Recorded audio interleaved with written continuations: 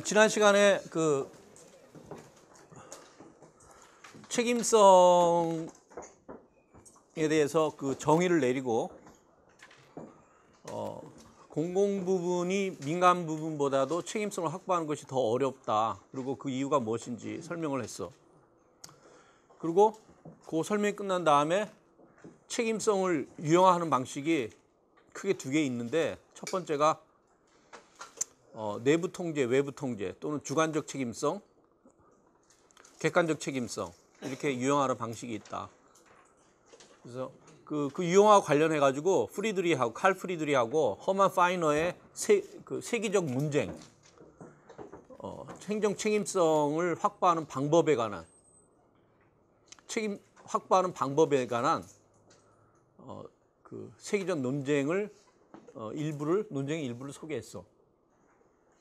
그래서 프리드리히는 뭐라고 얘기를 하냐면은 행정 책임성을 확보하는 최선의 방법은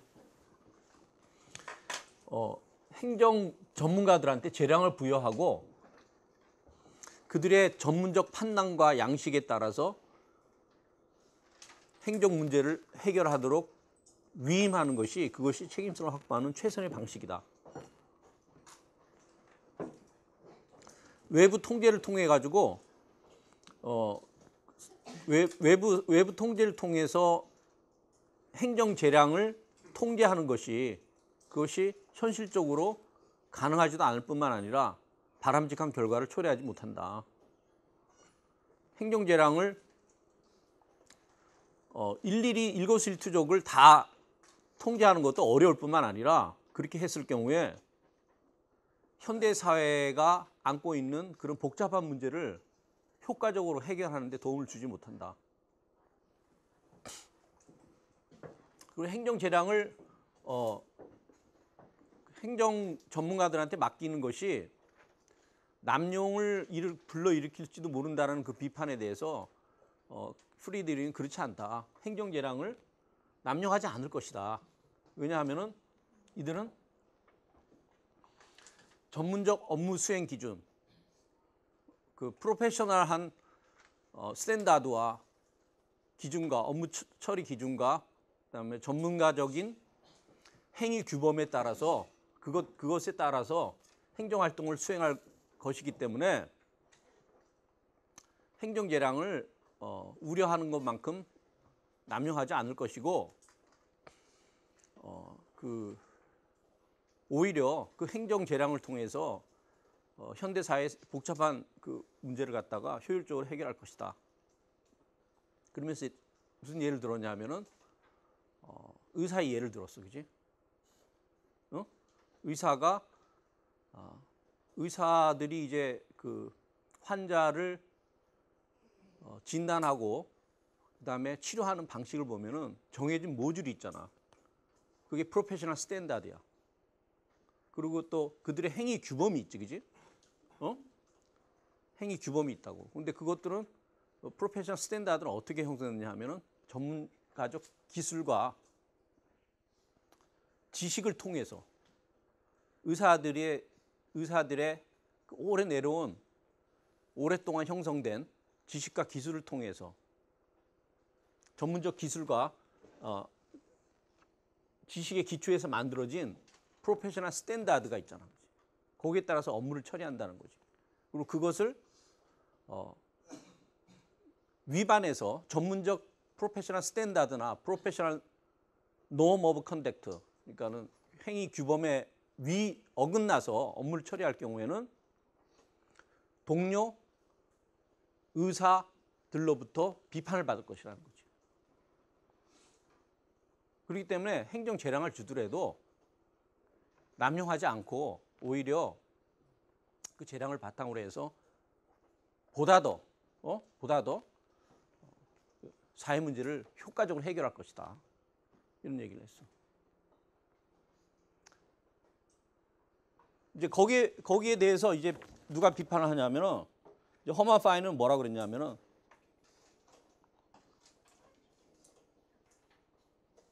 그래서 이제 프리드리 주장의 핵심은 뭐냐면, 그게 이제 주관적 책임성이에요, 그지?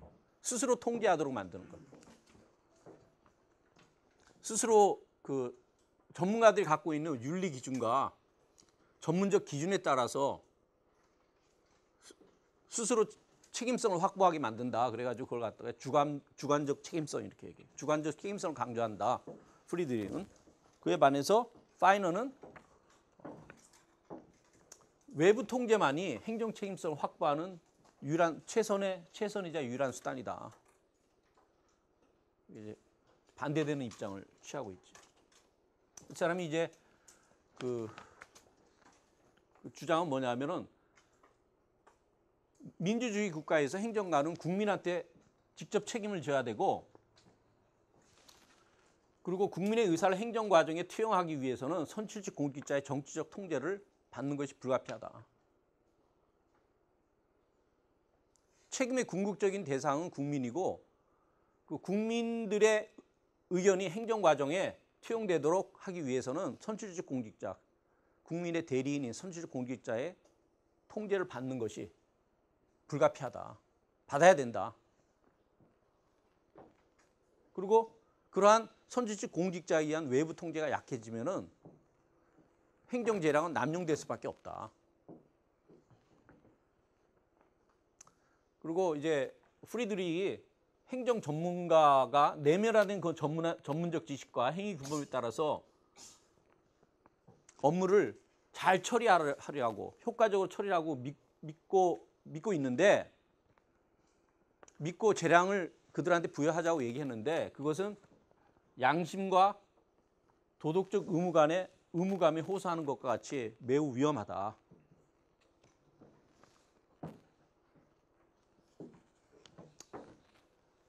그래서 외부 통제는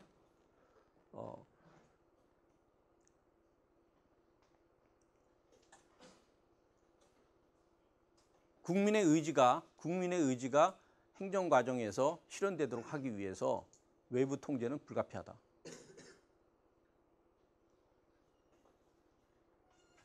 어떻게 생각해? 이제 하여튼 이렇게 이게 이제 계속 평행선을 달리는 논쟁이었어. 그래서 이걸 행정 책임성에 관한 고전적 논쟁 이렇게 표현하게 돼. 그래서 서로 이제 갑론을박을 두 사람 사이에서 한 사람이 이렇게 얘기하면은, 프리드리히 얘기하면은 파이너가 맞서고, 또 거기에 대해서 프리드리히 또 반격하고, 이런 식으로 해서 오랫동안 논쟁이 지속이 됐어. 한마디로 이제 전문가적 판단과 양식에 맡기는 것은 고양이한테 생선을 맡기는 거하고 같다. 이렇게 이제 좀 노골적으로 표현하면 그렇게 표현할 수가 있는 거지. 양심적 가책하고 도덕적 의무감에 호소해서 사회 문제를 해결해 달라고 요구하는 것과 같다. 통제 받아야 된다. 그다음에 이제 행정 책임성의 유형화와 관련해서 이제 여러분들이 많이 접한 그 교과서에서 빈번하게 소개되고 있는 것이 이제 롬색하고 잉그램이 행정 통제를 4가지로 나눴어. 행정 통제를 4가지로 유형화시켜서 여기 이제 박스 안에 들어가 있는 게 관료적 책임성, 계층적 책임성이라고 얘기해도 돼. 그다음에 법적 책임성, 전문가적 책임성.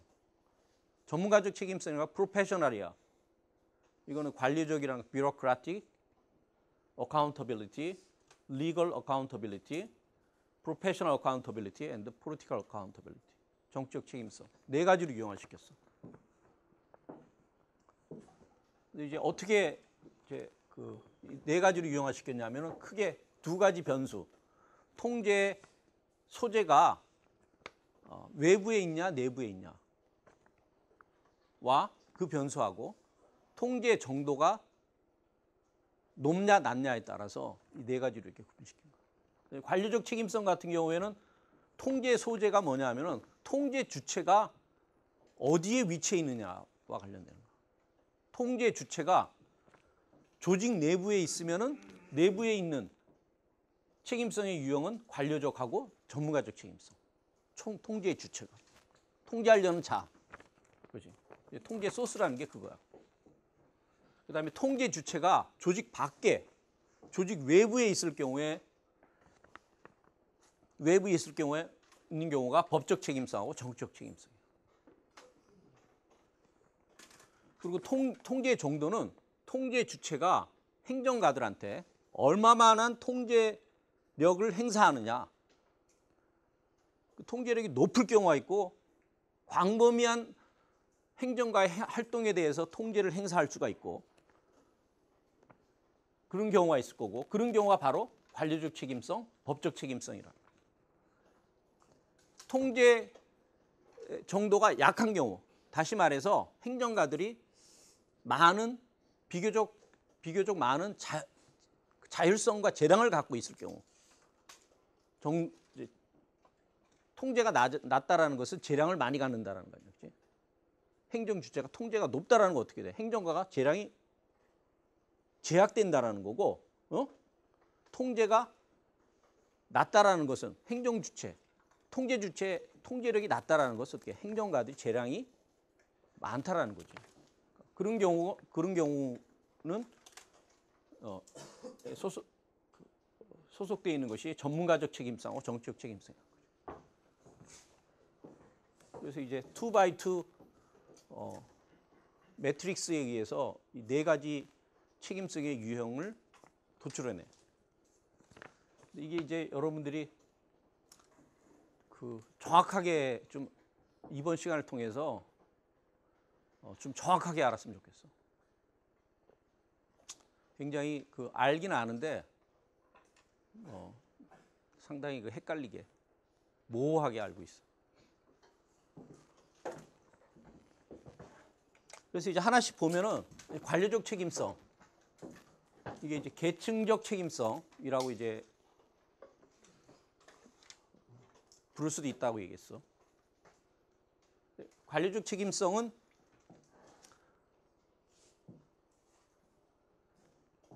이거지. 통제 주체가 어디에 있어? 통제 주체가 통제하려는 사람이, 통제하려는 행위자가 조직 내 계층의 상부에 위치해 있어. 조직 내에 있어, 그지?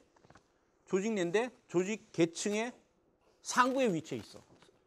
그 상관이라는 거야, 쉽게 얘기해서. 통제 주체는 상관이다. 이 관료적 책임성은 조직 내부의 상관과 부하 간의 관계에 대해서 요구되는 책임성이다. 상관하고 부하 간에. 국장과 과장 간에, 과장과 계장 간에, 계장과 주사 간에 요구되는 책임성. 그리고 상관은 행정가의 행동에 대해서 행정가라는 건 여기서 통제를 받는 사람이야. 행정가 행동에 대해서 광범위한 통제력을 보유하고 있다.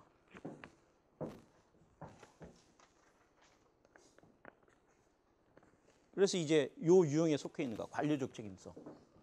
통제 주체가 조직 내부에 있는 거지, 그지? 그리고 상관은 행정가 행동에 대해서 광범위한 영향력을 행사한다는 거지. 통제 정도가 높은 거죠. 알겠죠? 상관은 행정가가 조직적 지시에 따라서 행동할 것을 기대해. 조직적 지시. 조직에서 부과하는 지시를 말하는 거죠. 조직적. organizational 영어로 directive. 조직적 지시에 따라서 행동할 것을 기대한다. 우리가 이제 지난번에 이 롬색하고 잉그레함이 책임성을 뭐라고 규정한다고 그랬지? 책임성은 공공기관이나 이 사람들 뭐라고 규정하냐면은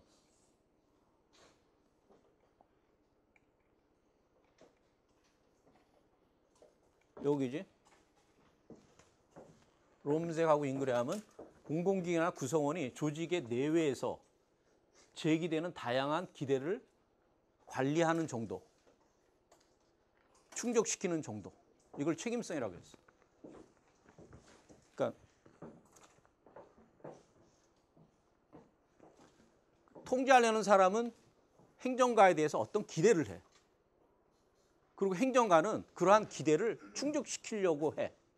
얼마만큼 충족시켰냐 따라서 책임성이 확보되느냐 그렇지 못하느냐 결정된다는 거죠. 그러면 계층적 책임성에서는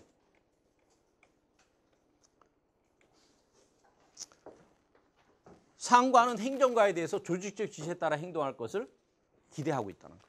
그럼 행정가는 그 기대를 얼마만큼 충족시키느냐.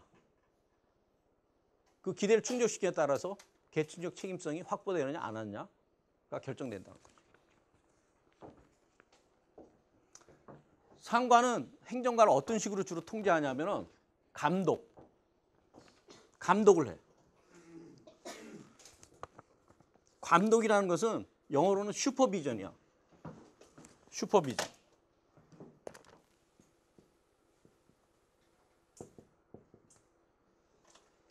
이 감독이라는 단어는 뭘 담고 있냐면은 감독자하고 피감독자가 지리적으로 가까울 것을 그런 상황을 전제로 하고 있어. 그리고 피감독자가 수가 많어. 그러니까는 조직적 상황이지, 그지? 조직적. 상관이 많은 부하를 근거리에서 감독하는 거야. 근데 이제 부하의 숫자가 많기 때문에 숫자가 많으니까 너무 많으니까 저 숫자가 뭐 1,000명이면 그냥 감독을 하면 되는데 그냥 눈으로 이렇게 보고 하면 되는데 너무 많다 보니까 그걸 일일이 일거수투족을 다 감독 못 하잖아. 그래서 그것을 감독을 도와주는 것이 바로 규정과 절차야. 규정과 절차를 만들어서 처리하게 만드는 거야. 그러면 이제 일일이 어떤 일을 할 때마다 지시할 필요가 없는 거지. 규정과 절차에 따라서 일을 하면 되니까. 그리고 규정과 절차에 따라서 일을 제대로 처리했는지를 확인하면 되는 거니까. 감독을 도와주는 것이 규정과 절차라는 거야. 규정과 절차를 통해서 행정가를 통제해. 그리고 규정과 절차를 위반했을 경우에 처벌이나 보상을 통해서 행정가를 통제하는 거야. 이게 이제 관료적 책임성을 말하는 거야. 법적 책임성은 통제 이 관료적 책임성하고 상당히 유사해. 이제 어떤 면에서 유사하냐면은 통제 주체가 우선 유사한 게 뭐냐? 통제 주체가 조직 밖에 있는 거지. 그지? 잘 봐. 통제 주체가 조직 밖에 있잖아. 그지? 그리고 관료적 책임성과 비슷하게 어떻게 행정가들에 대해서 광범위한 통제력을 행사하고 있지. 그래서 통제 주체가 조직 외부에 있고 행정가의 행동에 광범위한 통제력을 행사한다는 점에서 관료적 책임성과 유사하다. 근데 차이점은 뭐냐 그러면 차이점은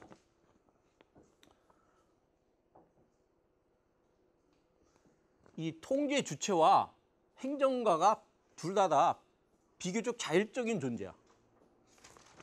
관료적 책임성은 계층성을 전제로 하잖아. 그지? 상관과 부하 간의 계층성. 이거는 자율적이 아니지. 그지?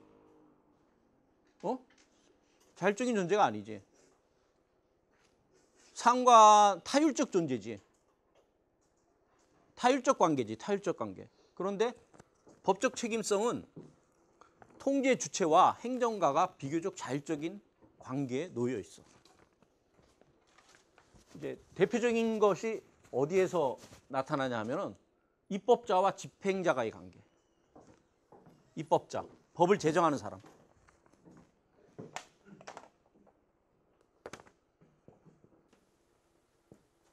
로우 메이커와 그다음에 임플멘터, 영어로.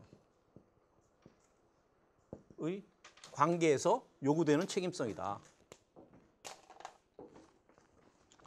이 경우 이제 입법자는 법을 제정을 하지, 그지?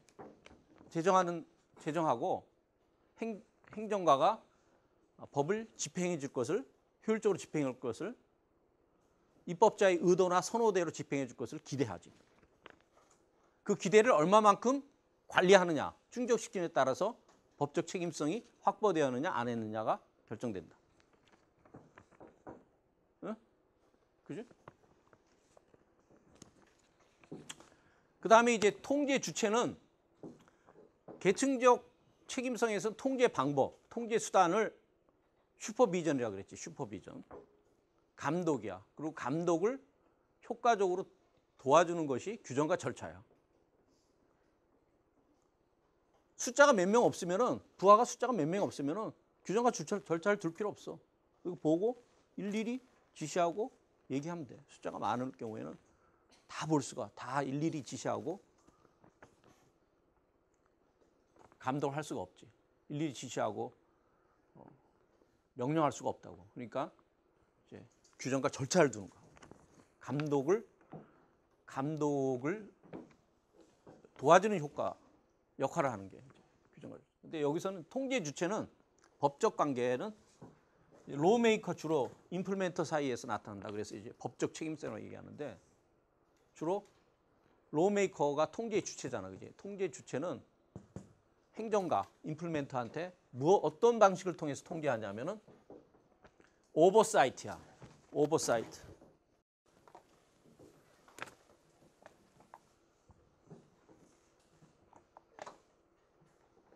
오버사이트를 통해서 통제한다. 오버사이트라는 게 약간 이제 슈피리어, 계층적 책임성, 그다음에 서브오디네이트.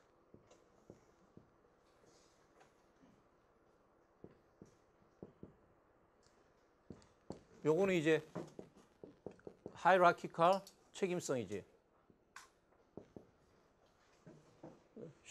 이거는 상관과 부하 간의 관계에서 요구되는 책임성이라고 그랬어. 책임성을 확보하기 위해서 여기서는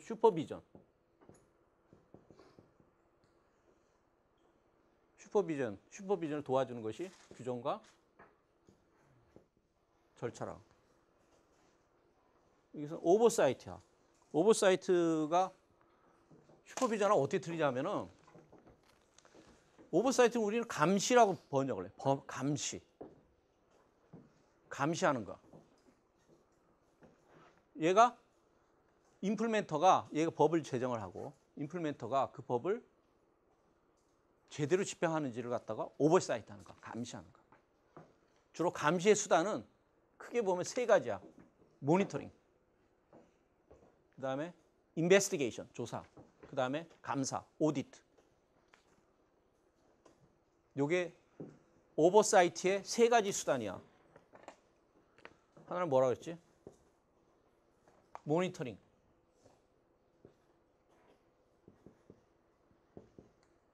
그 다음에 investigating.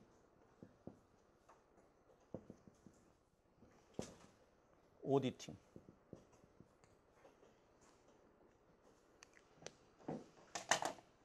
국회의원들이, 로메이커들이 임플멘터를 통제하자, 오버사이트 하잖아. 오버사이트 하기 위해서 모니터링을. 얘네들이 법을 제대로 집행하는지 모니터링을 한다고. 모니터링 하기 위해서 주로 임플멘터들로 하여금 보고하게 만들어. 니네들이 어떻게 지금 하고 있는지 보고해라. 그게 모니터링 하기 위해서는 보고를 해야 될 거 아니야. 그지? 그래서 모니터링을 도와주는 것이 보고야. 또 이것의 수단은 또 보고야. 보고하는 거, 리포팅하는 거.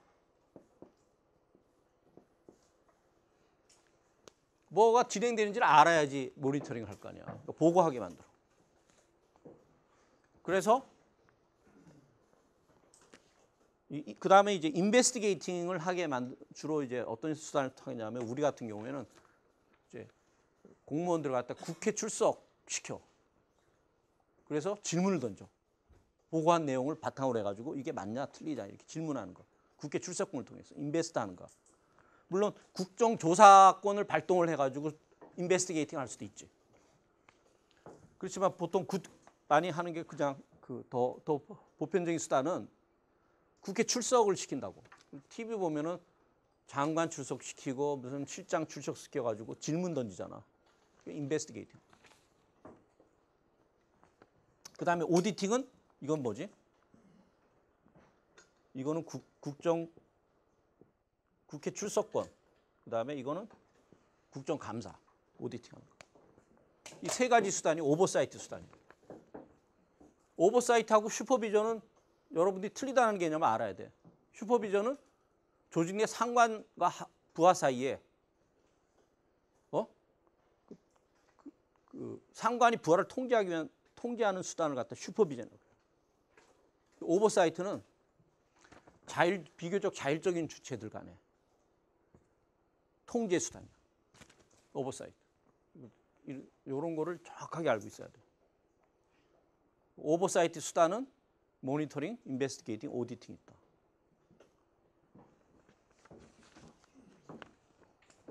여기 이런 데서는 슈퍼비전을 단어 쓰면 안 돼. 로메이커가 임플리멘터의 행위를 슈퍼비전한다, 슈퍼바이저한다 이런 단어 쓰면 그 잘못된 단어야. 오버사이트 한다 그래.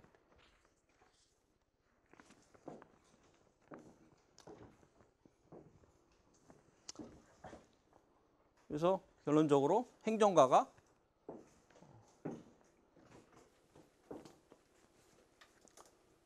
집행자가 통제 주체인 입법자가 의도한 대로 법을 집행하게 되면은 어떻게 돼? 법적 책임성을 확보하게 되는 거죠. 그다음에 전문적 책임성. 이게 전문적 책임성이 이제 그 칼 프리들이 말하는 그 주관적 책임성하고 일치해요. 그리고 나머지 지금 얘기했던 뭐 계층적이라든지 그러니까 특히 법적 책임성하고 정치적 책임성이 객관적 책임성 일치하고. 전문적 책임성은 요거 사람들이 많이 헷갈리는데 통제 주체가 조직 내에 위치한 상관이야. 조직 외부에 있는 게 아니야. 조직 내에 위치한 상관이야. 여기 봐. 전문가적 책임성 이렇게 표현할 수도 있고 영어로는 프로페셔널이야. 통계 주체가 어디에 있냐? 조직 내부에 있어. 내부의 상관이야, 상관. 그런데 그런 면에서 어떻게 돼? 관리적 책임성하고 일치하지. 통계 주체가 조직의 상관이야. 조직 내에 있어. 그런데 틀린 건 뭐니? 관료적 책임성 같은 경우는 통제 주체가 상관이 행정가에 대해서 광범위한 통제력을 행사하는데 전문가적 책임성 어떻게 돼? 그들한테 많은 재량을 부여해. 그 면에서 차이가 있는 거지.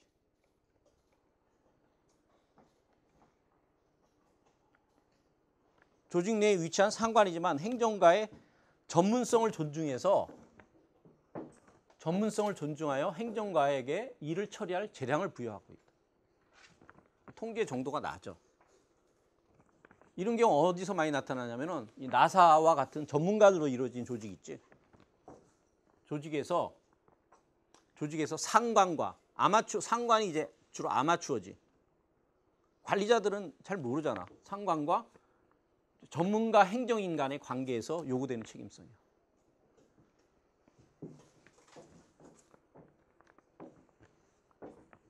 이게 레이맨이라는 것은 이제 아마추어로 해석할 수도 있고 일반인 이렇게 해석을 돼.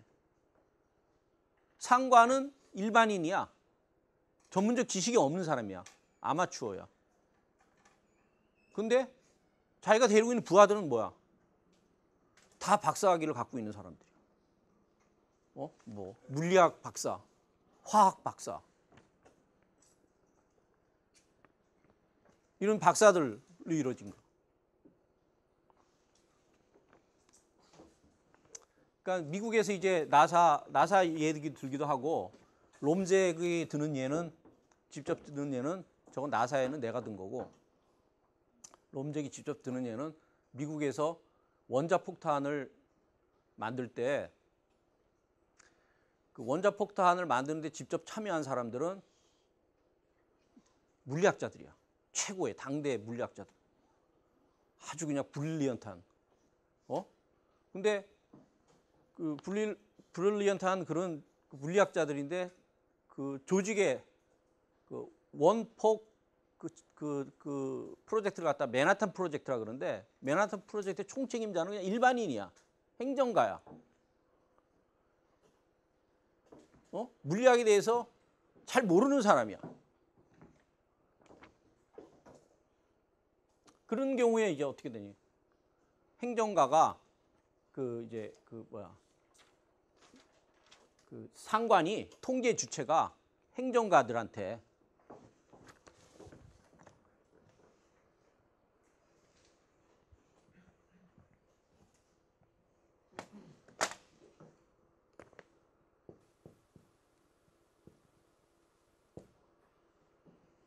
이게 이제 리걸이지. 여기는 프로페셔널.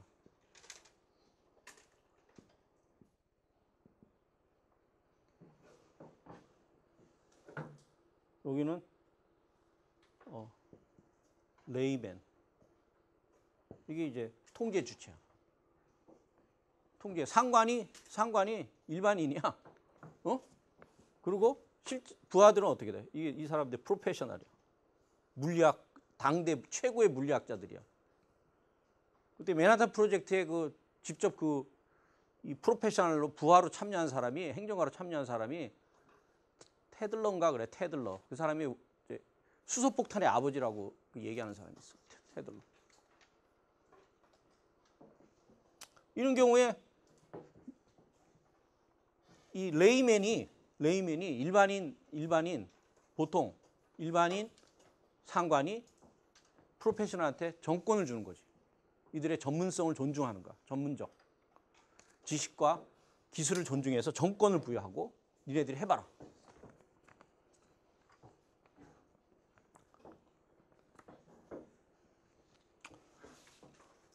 그래서 이 경우에 이제 통제 주체인 상관은 레이맨은 이 프로페셔널이 재량을 남용하지 않고 문제를 효과적으로 해결할 것으로 믿고 이 일의 처리를 맡기는 거야. 정권을 주는 거야. 통제 주체는 물론 레이맨은 얘네들이 일을 제대로 못하면 해고할 수 있어. 그렇지만 일의 처리 과정에 대해서는 개입을 하질 않아. 일을 맡겨. 니네들이 원자폭탄 만들어라. 언제까지 만들어라. 어떤 식으로 만드는 거에 대해서는 통제하지 않겠다. 만들어라. 정권을 주는 거야. 못 만들 경우에는 다른 사람을 갈아치울 수 있지.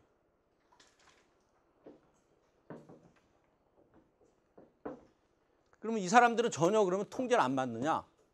통제를 받지. 뭐로부터 통제받지? 전문적 기준, 프로페셔널 스탠다드, 전문적 기준. 아까 얘기 프리드리하고 같은 거. 전문적 행동 규범, 행위 규범과 동료 전문가 집단의 압력이지. 압력이 행정가를 프로페셔널 행정 전문가를 통제하는 수단이 되는 거야. 수소폭탄을 만드는데 원자폭탄을 만드는데 엉뚱한 방법으로 만들어. 전문가적 기준이 있을 거 아니야, 그지? 프로페셔널 스탠다드, 프로페셔널 노무 오브 컨덕트가 있을 거. 그리고 그렇게 저걸 따르지 않으면 어떻게 돼? 자기가 소속된 동료 전문가 집단으로부터 비난과 견책을 받아. 그것이 통제가 되는 거야.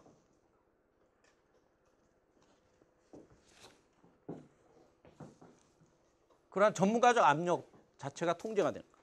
통제 수단이 돼.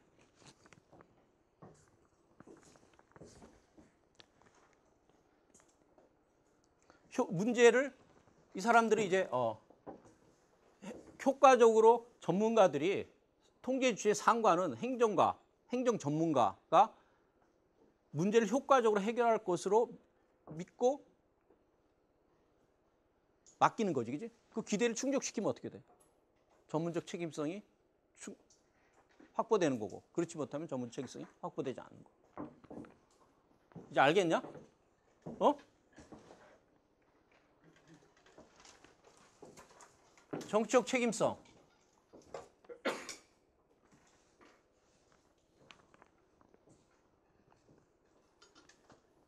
정치적 책임성은 통제 주체가 조직 외부에 있어. 외부에 위치해 있고 외부에 위치했다는 점에서는 법적 책임성과 같지, 그지? 틀린 점은 뭐니? 법적 책임성은 통제 주체가 행정가들에 대해서 광범위한 통제력을 행사하는 데 비해서 정치적 책임성, 행정가에 대해서 통제력이 높지 않아. 이거지, 그지? 통제 주체가 외부에 있어. 근데 통제력이 높지가 않아. 그럼 이런 전문적 책임성은 정치적 책임성은 어디에서 요구되느냐? 주로 대표자하고 고객 간의 관계에서 요구되는 책임성이야. 대표자하고 고객. representative하고 constituents. 여기서 political.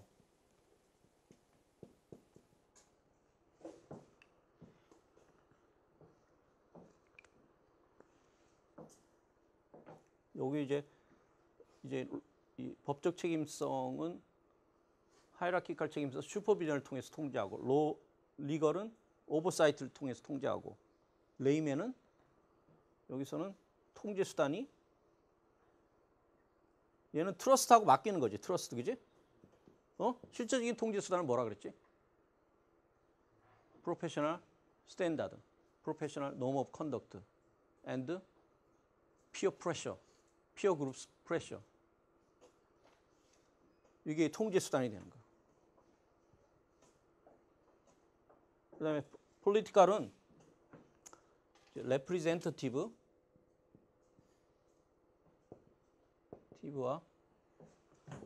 constituents. 이거를 고객이라고 번역하면 돼. 대표자와 고객 간의 관계에서 요구되는 책임성이 되고, 행정가의 고객에는 여기서 고객, 행정가가 대표자야. 행정가는 고객의 이익을 대변해. 행정가의 고객에는 여러 가지가 있어. 여러 카테고리가 있어. 우리가 말하는 그냥 기관 고객이 있을 수 있고, 기관장도 고객이야. 행정가의 고객이 될 수 있고, 일반 대중도 될 수 있고, 컨스티튜언스가 될 수 있고, 국회의원도 될 수가 있고, 이익집단도 될 수 있고, 심지어 미래 세대도 될 수가 있고, 다른 행정기관도 될 수 있어. 컨스티튜언스는.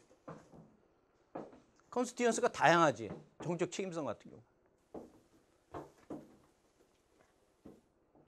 근데 누가 되든지 간에, 누가 고객이든지 간에, 이들 중에서 어떤 고객이든지 간에 고객은 행정가가 자신의 이익, 주장, 요구를 대변할 것을 기대하지. 얘네들이 고객이 통제 주체지, 여기서는. 통제 주체지. 알겠지? 고객이 통제 주체야. 그리고 그러면은 행정가는 고객의 기대에 얼마만큼 부응하느냐에 따라서 정책 책임성이 확보되느냐 안 되느냐가 결정된다. 다 지금 똑같은 지금 논리에 의해서, 전개 방식에 의해서 설명하고 있어.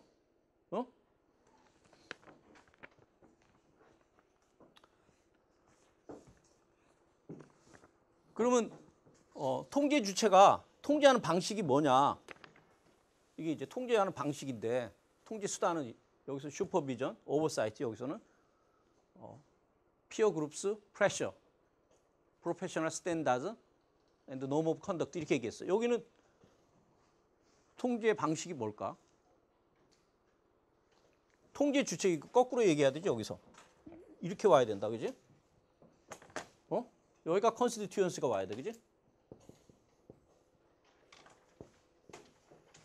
그 다음에 여기가 레프리젠터티브. 레프리젠터티브가 여기 행정가지.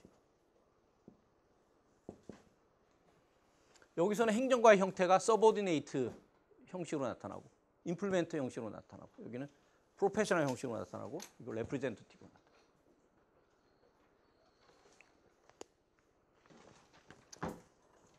얘네들은 이 통제 수단이 이 고객이 누구냐에 따라서 달라져. 통제하는 방식. 근데 대체적으로 이걸 롬잭도 제대로 얘기 안 하고 있어. 롬잭도 명확하게 얘기를 안 하고 있는데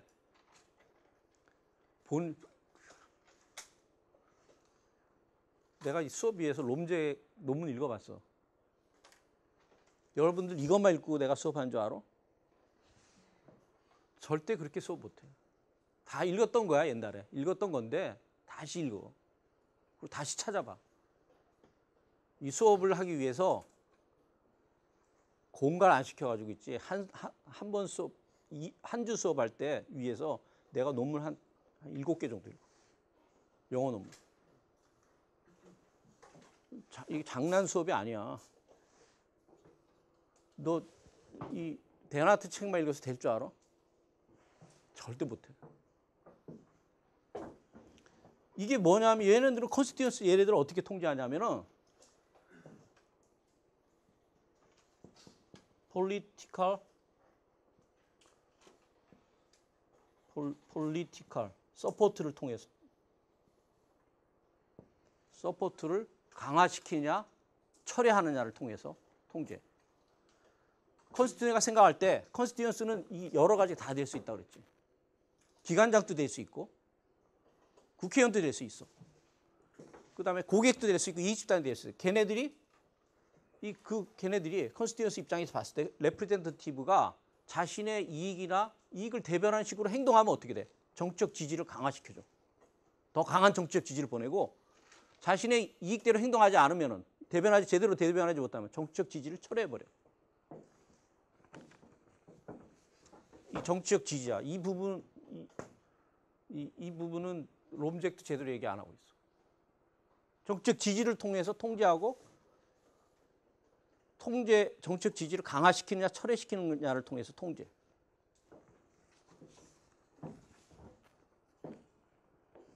그래서 이게 이제 어디서 주로 그러니까 고객이라는 컨스티튜언스지, 그지? 주로 정치적 지지의 강화나 철회를 통해서 레프레젠터티브를 통제한다. 이게 어떤 예에서 나타나냐면은 이런 관계가 어디서 나타나냐면은 여러분들 그 아이런 트라이앵글 이거 알아? 철의 삼각? 철의 삼각은 서로 다른 행위 주체들이 이해관계 끈을 통해 가지고 단단히 연결돼 있다라는 거. 서로 다른 행위 주체들이 different actor들이 이해관계 끈에 의해서 공통된 이해관계를 통해서 서로 단단하게 연결돼 있다는 거. 그래서 트라이앵글이야. 그 연대 정도가 철처럼 강하다 그래서 아이언이야. 아이언. 철처럼 강하다. 견고하다. 솔리드하다. 그다음에 서로 다른 행위 주체라 그랬지. 서로 다른 행위 주체가 3자야. 3자. 그래서 트라이앵글이야. 이렇게 연결돼 있다. 3자. 이 끈은 서로 연결된 끈은 무진장 강해. 철 같아. 주로 이제 이 3자를 누굴 얘기하냐면은 행정 에이전시, 행정기관. 에이전시라는 것은 디파트먼트보다 작은 행정기관을 말해요. 디파트먼트는 여러 개의 에이전시로 구성되어 있죠. 우리식으로 얘기하면 과 정도 될 거. 과 내지 국 정도. 보통 과 정도로 얘기하면 돼. 에이전시라는 거. 행정 에이전시가 있지. 그리고 그 행정 에이전시와 관계를 맺고 있는 국회 소위원회가 있어. 위원회 또는 상임위원회 또는 소위원회가 있어. 소위원회. 상임위원회는 이제 그냥 커미티라고 얘기하고 소위원회는 서브 커미티라고 얘기해 영어로. 미국은 서브 커미티가 그게 상설화돼 있어. 그러니까 이제 그리고 여기는 이제 다른 한 축은 뭐냐면 얘네들은 고객 집단이야. 이익 집단. 고객 이익 집단이라고. 고객 집단.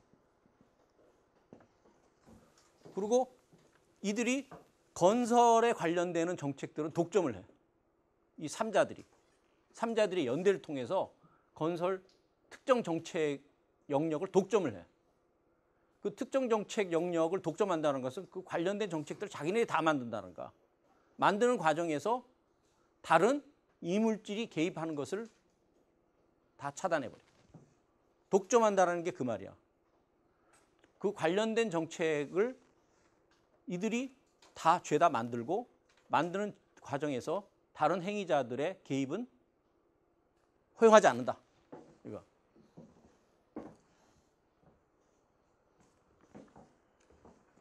얘는 이 상임위원회, 건설교통위원회, 우리나라 건교부가 여기서 어떻게 되니? 얘가 컨스티튜언시지. 건교부에. 그지? 이렇게 대표하는 거야. 얘들의 이익을 건교부가 제대로 대표하고 대변하면은 건설교통위원회는 건교부의 정책 지지를 몰아줘. 건교부 잘한다. 쟤네들한테 예산 많이 줘야 된다.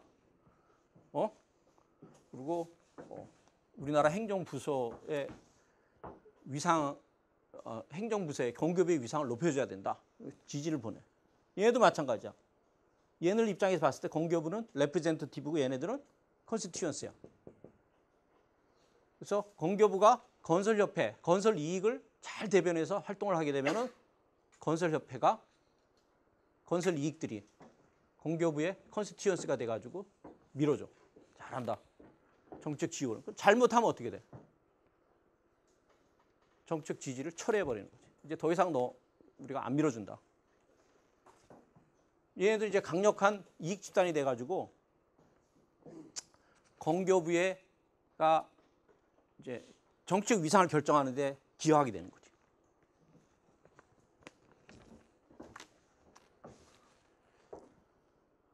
이런 경우에 정치적 책임성. 그러니까 이럴 경우 어떻게 되지? 정치적 책임성이 확보되느냐 안 하느냐는 어떻게 돼?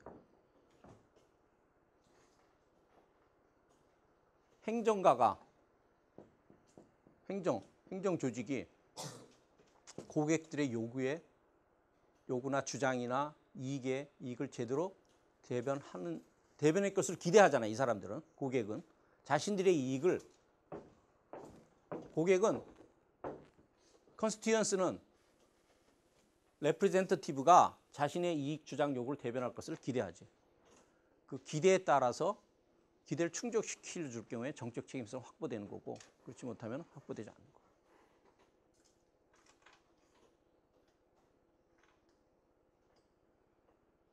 알겠어? 근데 이제 우리가 영어 단어가 좀 어려운 경우가 있는데 그 굉장히 우리가 참 헷갈리는 단어들이 이런 단어들이야. 이게 여러분들 이거 뭐야? 커스터머. 이거 뭐로 번역해? 커머. 클라이언스. 컨스티튜언스. 다 뭐로 번역해? 다 고객이지. 고객. 그 다음에 이걸 집합적으로 쓰면은 클라이엔텔이야. 이거는 집합명사고 이거 보통명사야.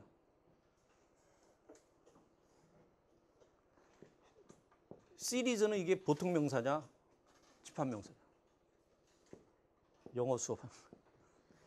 인디비듀얼은 이거 뭐야? 보통명사야. 이게 집합명사야. 개인. 이건 보통명사지. 시리즈는 보통 그러면 이거는 집합명사야. 집합. 전체를 말해. 여기서 이 셋 다 우리 다 영어 사전 찾아보면 다 고객이야. 그럼 어떻게 틀릴까? 어떨 때는 야 우리가 커스터머라는 단어 어디서 나왔지 이거? NPM에서 나왔지. 이거는 어디서 나왔어? OP에 나왔지. 이거는 어디서 나왔어? 책임성 안에서 나왔지, 그지? 근데 이걸 컨스티튜언스를 갖다가 클라이언트라고 얘기 안 해. 여기서 레프리젠터티브하고 컨스티튜언스 이걸 클라이언트라고 얘기 안 하고 커스텀하고 얘기 안 해. 컨스티튜언스라는 단어를 써. 이게 뭔가? 여러분들 이제 영어 공부하는데 도움을 주려고 하는 얘기인데 아무도 구분을 안 해놨어.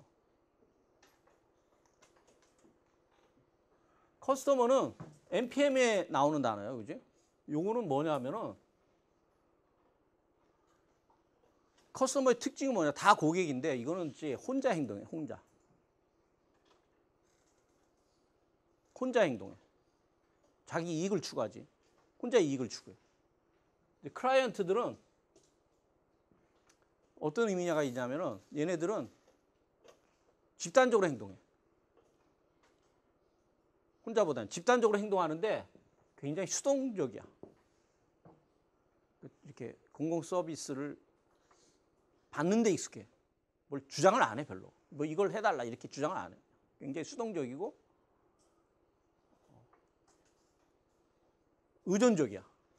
이 클라이언트 의미는. 컨스티튜언스는 얘네들은 약간 능동적이야. 얘네들하고 비슷한 거는 집단적이야.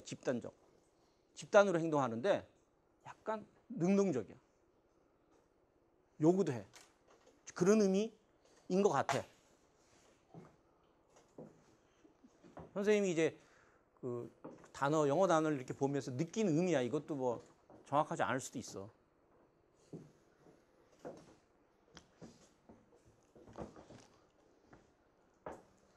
우리가 이걸 갖다가 이제 우리가 이 네 가지 이제 이게 이제 가장 많이 활용되는 책임성 유형 아니야, 그지?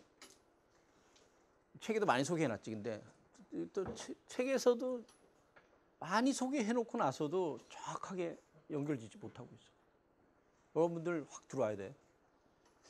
우리가 OPA하고 NPM하고 NPS 다음 시간에 하게 될 게 어떤 책임성을 강조하는지를 갖다가 풀어나갈까, 이 개념 가지고.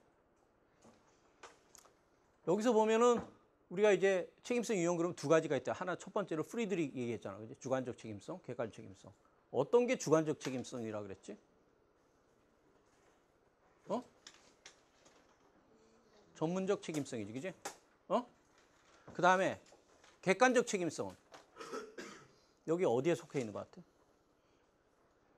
완벽하게 일치하지는 않겠지만은 어떤 부분이 객관적 책임성과 가깝다고 생각해? 매치시킨다 그러면은 주관적 책임성과 객관적 책임성을 이 네 가지 유형과 매치시킨다 그러면 어떤 게 가까운 것 같아?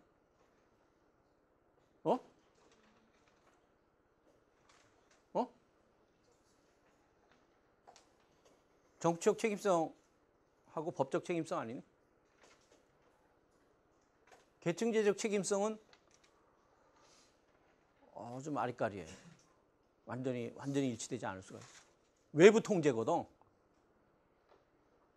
외부 통제잖아, 그지? 외부 통제 그러면 조직 밖에 있는 액터가 통제한다는 거잖아. 근데 계층적 책임성은 조직 내의 상관이 통제하는 거기 때문에 한편으로는 객관적이면서 한편으로는 내부에 통제하는 거야. 그러니까 어디도 거기 좀 이렇게 매치시키기가 어려워. 그렇지? 그래, 안 그래? 자, 우리가 책임성에 관련되는 우리가 논의로부터 우리가 이끌어낼 수 있는 임플리케이션이 뭐냐? 함의가 뭐냐? 첫 번째, 행정 책임성은 복잡하고 다차원적이야. 그래서 쉽게 성격을 규정하기 어려워. 행정 책임성은 다차원적이잖아, 그지? 다차원적이라는 것은 아까 2x2 테이블로 하면은 두 차원이 있잖아, 최소 거기서. 그리고 그지? 두 차원이 있잖아. 여러 차원을 갖고 있다. 단 차원이 아니다. 쉽게 규정하기 어려워. 행정 책임성. 우리가 지금 몇 가지, 네 가지도 있고, 허만 파이는 두 가지로 유형화시켜 놓고, 얘는 네 가지로, 또 다른 사람은 또 다르게 또 유형화시켜놔. 우리가 대표적인 것만 보여준 거야. 또 다른 학자들은 또 다른 유형으로 쭉 행정 책임성을 유형화시킨단 말이에요. 쉽게 성격을 규정하기 어려워. 그걸 우리가 알 수 있고, 두 번째는 주어진 상황에서 여러 가지 유형의 책임성이 결합될 때 최선의 결과를 얻어낼 수 있어. 하나만 가지고는 어렵다. 하나만 가지고는 어렵다. 하나의 유형의 책임성 가지고는 최선의 결과를 도출하기 어렵고, 이것들이 다양한 책임성 유형들이 결합될 때 최선의 결과를 얻어낼 수 있어. 예를 들어서 왜 그러냐? 책임성. 주어진 상황에서 여러 가지 유형의 책임성 결합될 때 최선의 결과를 얻어낼 수 있는데, 왜 그러냐 하면은 상이한 책임성 유형은 서로의 한계를 보완해주기 때문에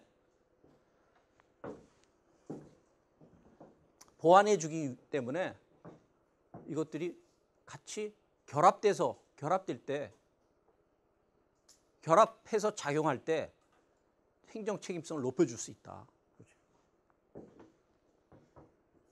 그래서 법적 책임성은, 전문적 책임성은 예를 들어서 전문적 책임성을 전문가한테 다 맡겨놨어, 그지?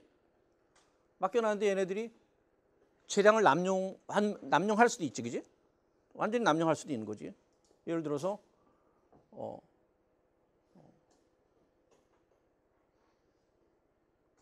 그 원자폭탄의 개발에 참여했던 물리학자 중에 한 사람이 소련의 첩자였어. 근데 첩자인지도 모르고 모든 걸 다 맡겼어. 굉장히 위험한 상황을 초래할 수 있지, 그지? 그럴 때 어떻게 해? 법적 책임성을 통해서 전문적 책임성을 보완해 줄 수 있는 거지. 그러니까 여러 가지 유형의 책임성이 결합될 때 최선의 결과를 가져올 수 있다.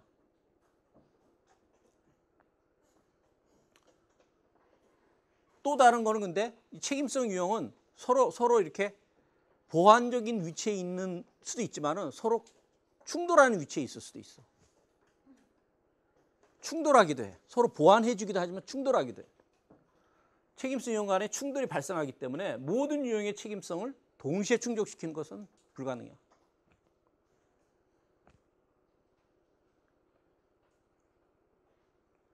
주관적 책임성과 객관적 책임성, 이걸 한꺼번에 다 충족시키기가 어려워.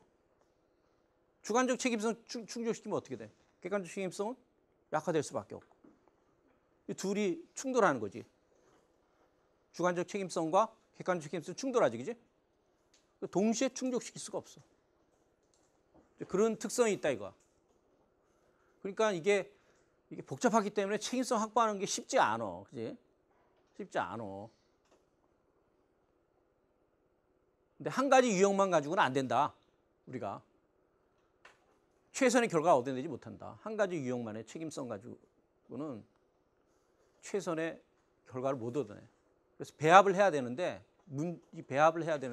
이게 서로 보완하기도 하지만 충돌하기 때문에 골 아프다. 이런 얘기야. 그래서 이제 얘를 아까 이제 우리가 충돌하는 경우에 주관적 책임성과 객관적 책임성에서 가장 강하게 나타나잖아, 그지? 근데 이제 또 다른 예를 하나 이제 하면은 계층적 책임성은 여러분 이제 알지, 그지? 도덕적 윤리적 책임성이야. 이거는 도덕적 윤리적 기준에 따라서 행동할 것을 요구해. 도덕적 윤리적 기준에 따라서. 우리 사회에 도덕적 윤리적 기준이 있잖아, 그지? 그 기준에 일반 사람들이, 공무원들은 도덕적 윤리적 기준에 따라서 행동하기를 기대해.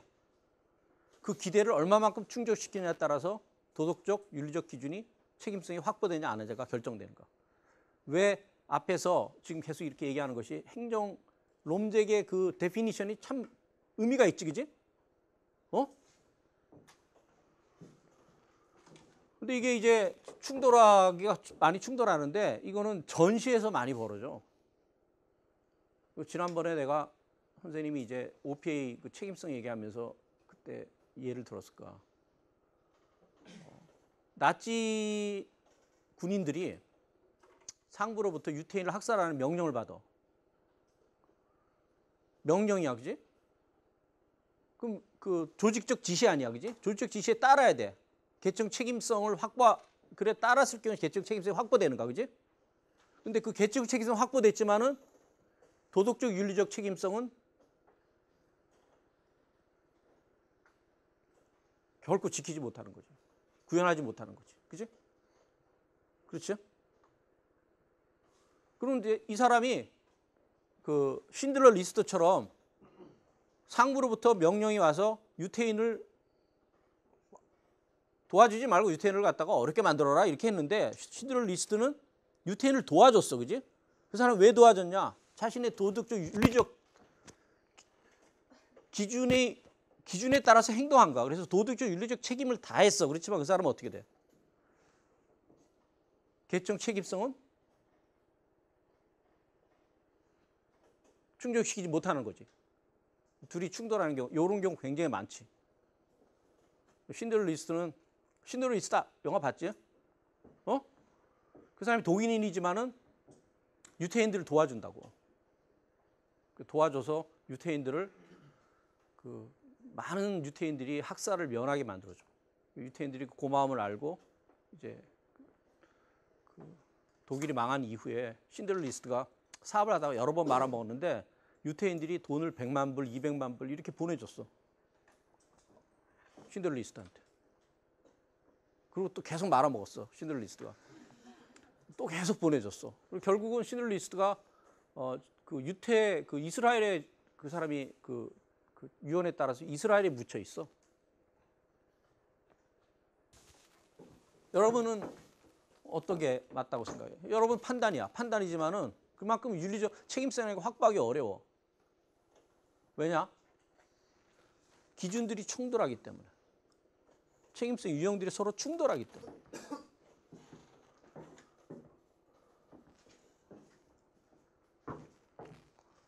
그래서 결론은 뭐냐? 책임성이라는 것이 다차원적인 개념이기 때문에 쉽게 성격을 규정하기도 어려울 뿐만 아니라 책임성을 확보하는 것이 어렵다.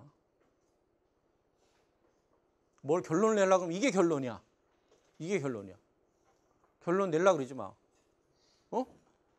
여러분들이 정확하게 알면 돼. 그리고 우리가 이제 다음 시간에는 OPA하고 NPM하고 NPS가 어떻게 책임성을 그들이 강조하는 책임성의 유형은 뭐냐. 그걸 이제 설명할 거야. 그래서 우리가 다음 시간이면은 책임성도 다 종료를 해요. 이 부분은 제일 어려운 파트야. 책임성이. 행정학의 주제 중에서 가장 중요하면서도 가장 어려운 파트야. 어떤 교과서를 보든지 간에 이렇게 명확하게 설명하는 경우가 없을까? 나도 고민 정말 많이 했어. 이 강의를 위해서 한 10번은 강의안을 고쳤어. 너무 어려웠어. 너무 어려웠어. 나한테도 너무 어렵게 다가왔어. 그래서 이 책, 저 책, 이 논문, 저 논문을 읽어봤어. 명확하게 롬잭도 자기 의견에 대해서 정확하게 얘기를 안 하고 있어. 데나트는 말할 것도 없고. 그래서 이 부분을 전체적으로 깨는데 시간이 많이 걸렸어. 근데 여러분들한테는 완성품을 지금 보여주고 있는 거야.